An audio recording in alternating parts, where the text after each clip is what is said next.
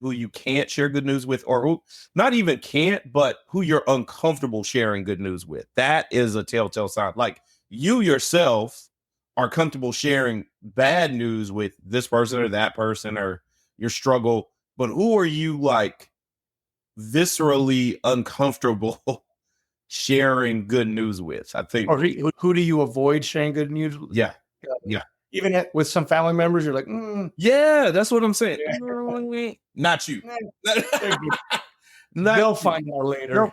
They'll find out regular conversation. But as far as me sending a text or placing a phone call, yeah, I was glad you sent me a text. I was like, yeah, that's awesome. Yeah, exactly. No, yeah. And then I did think that question I asked you. I was like, I got to ask him the question. This is a Daughter Podcast where dads come to talk, think, and thrive with your host, Oscar and Blandon. Our mission is to cultivate a community of strong, mindful, and present fathers. We want to curate honest conversations with all men, but especially those who have the honor of raising daughters. Hey, everyone. Welcome back to the Daughter Podcast. I am here in a hotel room with Blandon on the other side. What's up, man? Hey, man. How are you doing over there? You are not on your regular side. What's going on? Not on my regular side. I don't have any girly things behind me. You don't? But, you know, the job calls for travel and I'm traveling. So we're here. I feel you, man. I traveled this week too for a couple of days. And actually for these next 3 weeks, I'm going to be traveling. But, you know, it's okay. Right now, I'm getting to spend some much needed daddy-daughter time with the girls. My wife is out of town for another gig, which we are super excited for her about. She just finished up a tour. And now she has another gig that she's doing. And so all of that's great. We miss her. But all of this time, like when I travel, I'm away from the girls. And now I have all of this extra time to catch up with them. So that's great. And you're giving me some of that right now, huh? Yeah. I'm giving. Well, yeah, we're giving our viewers and listeners some of that time right now. Yeah. Right. Well, in that conversation, we were talking about homework and things that you've been doing with your girls, particularly this week. And then I think the last week when your wife was out too. Yeah, man. So really, so they are at a new school and it's a classical educational school. And the homework is a lot more rigorous. And I'm really glad about it because it is challenging them and stretching them in ways that is just helping them all the way around, helping with their development, their reading, their math strategies, their comprehension. They're asking a lot of better questions. And, you know, I love a question. I love a good question, right? Because a good question can unlock a whole lot of answers for you. So their homework is allowing them to do that. And even the fruit of their labor is being seen because they come directly home and they don't even stop. My youngest wants to do her homework immediately. She's a lot like me. She's an overachiever. The teacher sends home like these practice packets. She's like, Daddy, I have to do these over the weekend. I have to master my math facts and math strategies and this, that, and the other. And my oldest, who is a little bit more social, not as academic, is now really challenging herself. Like she's reading chapter books. She's reading everything. Everywhere we're going, she's trying to figure it out. What word is it? How long is it? How many syllables and vowels and just the whole nine. When she's reading, she's understanding subject verb agreement and syntax. And so it's really great. And just this past week, they were both, so this is crazy. They were both honored with this award called Scholar of the Month. And so they only award this award one student per grade. Yeah. And so both of my girls, two sisters at the school, both got the award in the same month. And so that is a huge deal. And we are super proud of them for that, man. So, yeah, congratulations. And I saw you had text me, and all I can do is find like celebratory memes to send you. That's awesome. No, yeah. It's a huge deal, man. So that homework has really been growing them. But two things. We'll continue talking about homework, but I'm glad you mentioned that I text you and let you know that, because we were also having a conversation about good news, right? And there are just some people that you want to share your good news with. But then there are other people that you just kind of avoid sharing that good news with because you don't know how they're going to take it, or you know how they're going to take it and it's not favorably, right? Right. They're going to dissect it. They're going to pick it apart, this, that, and the other. And tell me the quote again. What did that came from? Jordan Peterson, right? Yeah. Yes, Drew Peterson does something to the tune of like, if you want to know your true friends, right, share good news. Yeah. Not only that, if you want to know who are not your true friends, share good news. Yeah. Because out of 200 and some odd muscles in the face, there's no way to control them all. So you can find micro expressions that will give you something. And sometimes some folks are blatantly not happy with it, right? You share something good, they're like, oh, well, how much did that cost you? Or how much finance set you back? Or, what is the wife you could, or, it's like when you share good news with the people that you think want to hear the good news, you want to hear their excitement to it. Exactly. Perfect example normally is like grandparents. If you have kids and you share good news with grandparents, they want your kids to win. So they do. They're happy, genuinely happy. Yep. Where, other people may not be. So it's just funny that you say that, because it is interesting. Like you're talking about, sometimes you almost avoid certain people because they might not react the way that you thought they should. Yeah. But it's interesting though that we then continue to have those people in our circle, right? Wow. Because you're like, wow. Realistically, you're like, that. Why would I share good news with that person? Then why do you have them in your circle? That's true. Right? That's true. And it really is a lesson that we have to share with our girls, because as soon as my oldest daughter did get that award, she got some teasing for it. She was saying, like, in her pod, how they sit together in a pod, some of the kids were very unwelcoming. And so fortunately, we have a system to go back and forth with the teachers. It's called Class Dojo. I'm sure other parents have it as well. And so as she's telling me this, I was able to text and DM the teacher and say, hey, this is going on. Thank you for the award, for giving Harper the award. She's super excited about it. However, in conjunction with, like, now she's getting teased and bullied a little bit.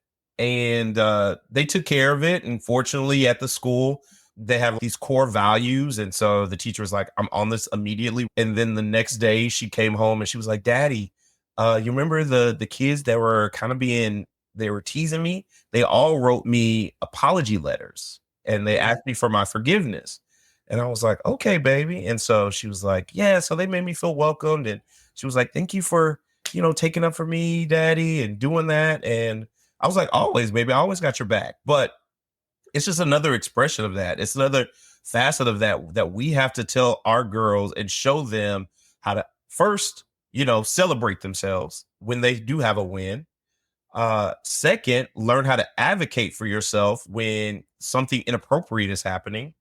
And then third, learn how to recover, forgive people.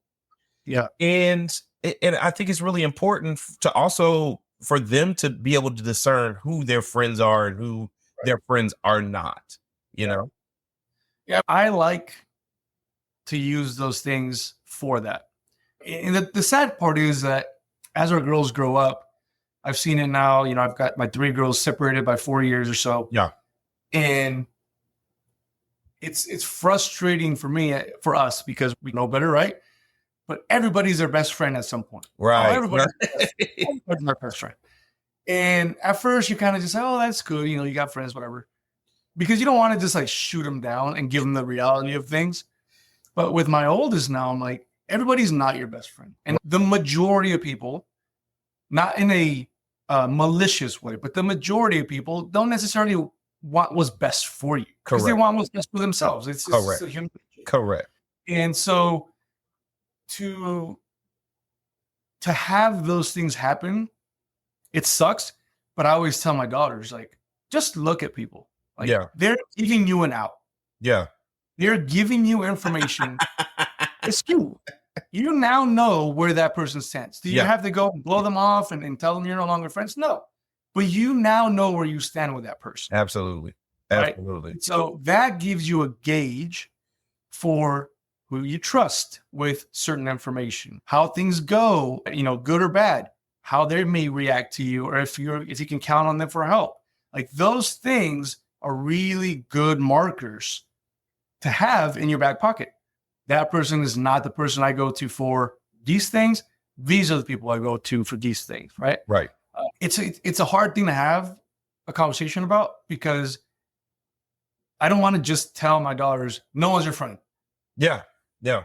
But it's so important for me, at least, to teach them the value of being able to discern the people that are actually their friends and that are not their friends. Yeah. And you and I, as we grow up, we know that, right? I don't have that many real friends, right? Like I have, on one hand, maybe the people that I'll call if I need something crucial for me or my family, or if I have good news to share. Yeah. And this is talking about outside my direct family, right? Although we talked about this too. Sometimes there's family members that sometimes there's family members who don't want to see you win. They don't. Yeah. And it's really unfortunate. But and that's what's also sad for me with my girls, is that other people see them as competition. And I'm not speaking just directly to, just family, but like these classmates or whatever, but also in family. Like, unfortunately, it's like, because we've made certain decisions in our life, me and my wife, to live a certain way and have certain principles and to raise our girls a certain way, other people find ways to take jabs at it and to make little digs about it. And it's really unfortunate, because I don't have that with other people. And I'm not saying I've never, quote unquote, felt jealousy or felt envy. But overall, have I felt jealousy and envy toward my friends? Never, absolutely never. Because I want you to win. I've always felt like that. I feel like my family had ingrained that in me for a long period of time. And I felt like if my friends won, I also was winning. Right. Yeah. But now I'm having to teach my girls that, listen, you don't have to dim your light for people. Just don't share the spotlight with them. You know what I'm saying? Don't share the spotlight with them. Yeah. Keep your light over here. Let them see it, but you don't have to dim it. And I think for a long time in my life, I found myself in situations where I wanted to dim my light, how bright things were for me and how I was feeling. But yeah, when you find real friends who you can celebrate with, who are really happy for you and genuinely want the best for you, you keep them close and you hold on to them. But you also have to, we're dealing with young girls. And like we were talking about before here, we know boys are vicious, but I just feel like young girls are really vicious with like the gossip and the teasing, and it can get really bad. And so I'm trying to help maneuver my daughters, suffer well in that. Like, don't go low with them. Don't go in the dirt with them. If they want to go to name calling and all these things, you try to have a higher place, have that value of and moral fiber that is full of integrity, that says, you know what, that's probably all about you. That has nothing to do with me. And I'm going to stand firm on what I believe, Well, we understand that those reactions tend to be about the person. Yeah. And it's easier. I think it's easier. At least definitely very easy for me to be like, oh, it's not about me. Like, it's cool. It's not about me.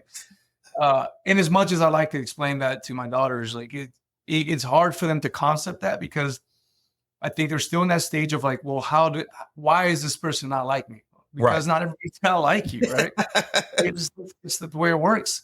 Not that we don't care about that, but just understand that you can be the nicest person in the world and someone's gonna hate on that. We see that all the time, right? For sure. There's people at work. We have this one individual who's super nice, like, from the outside looking in, like it's like the perfect coworker. And then people talk crap. I'm like, that guy? Like, what are you talking about? You know what I mean? It's just like everybody, I should say everybody, a lot of people find negative in anything. Yeah. Period. Yeah. And that's the thing that is hard for me to relay to my daughters in a way that doesn't make them jaded and cynical. Yeah. Right? Because there's been times where I'm talking to my oldest about this. She's like, well, then why even try? Because that's what we do. That's what we do. Right? That's what we do. You know, we are here to try to make our little world a better place. Yeah. That's it. And if they don't want any of that, that's their call. You don't have to worry about that. Yeah. But it's hard because they don't see that disconnect. They want to have everything connected really well, and it doesn't work that way. Yeah. And I think especially now for us, like we're getting into junior high. We're getting into like, you know, boys and things. And I say that because we are just now really seeing that viciousness within that demographic of girls. Like I remember that, but I wasn't a girl. I remember seeing that I was growing up. Exactly. You're like, damn, they're mean. Like, exactly. You know, but I was never really the focus attack on, right? Right. But I saw it from an outsider's perspective, and now I feel it from an insider's perspective. I'm not my daughters, but when they come and they tell me this information, I'm like, that sucks because I can see it coming. And it's interesting too that I'm able to see. I'm sure you as well, because you're not in it. You're on the outside. I tell my daughter, I'm like, that's coming. Just be careful with this one. She's like, no, she's my friend. I'm like, just be careful with that one. And sure enough, like something comes up. Watch her. Yeah. So it's very interesting. So I'll give viewers and listeners just a little peek behind the curtain, I guess. People could judge me if they want to. It's fine. So one of my guilty pleasures is this movie called Mean Girls. So I find it fascinating and hilarious at the same time. But now that my girls are kind of approaching that, I don't want them to be a mean girl. I don't want them to be a mean girl. I really don't. I mean, I make jokes about it all the time about the whole, like, you can't sit with us and this, that, and the other and blah, blah, blah, and how that's funny. But the real life application of if they were to be a mean girl, I would not respect them. I wouldn't, because the whole thing is, yes, they're my daughters and I'm their dad. And that is just that's the relationship we're always going to have. But at one point, I want to respect you as a person. I want to respect you as a friend, maybe, one time in life when we're older. And while I think the movie is hilarious and funny, in real life, I wouldn't want my daughters to be that or be associated with girls like that. You know what I'm saying? Like it brings to mind like the saying, like, I love you, but I don't like you right now. Yeah. Right? Yeah. We've had that conversation when, especially my oldest, she'll talk about some of the dynamics that are happening in her social world, right? Yeah. And you think back, like I try to think back, and I'm like, like as funny as those movies are, they're that way for a reason, because exactly it's funny to us because you're like, this is so hilarious because it's so true, and yet it matters 0% in life, right? But then in their world, that's all they see, and so it's not as funny to them. It's not. Right? Because they'll relate it to like, oh man, that's happening right now. Yeah. This is my life happening on film right now. And we're like, this is so stupid. Like a popular girl probably get like way out of shape. You know what I'm saying? Like the atypical comment, right? And it's like what this world has right now, this social world that you're seeing on TV is like matters nothing once they get out to the world, right? Yeah. I had a friend, luckily I've had him forever, but he's like he was real smart and kind of nerdy growing up. And you watch those movies and those kids never have friends or whatever. And now I'm like, that dude, one, has an amazing career. Yeah. Does great things for the world. That was 100%, 180 degrees different than what a movie would have portrayed him as, right? Right. So that's what I'm saying. And it's funny to us. We watched that movie and my daughter watched it, and it wasn't that funny to her. And it was for that reason, because I realized, I'm like, oh, this is what she's living. This is the world where she lives. Yeah. She's trying to figure out who's popular, who's not popular. Where do I fit in? Who's being mean to me? Who's not being mean to me? Where do I fit into that? And we've had that conversation because she brings things up. I'm like, we will not be mean girls. Yeah. We will not do that. We will not start fights. If we're in it, we'll finish it. But we'll never be the people to start it. We're not going to treat people in that way ever. That is not acceptable in our household. And she's like, yeah, but in conversation, I'm like, I can see those dynamics play in her head.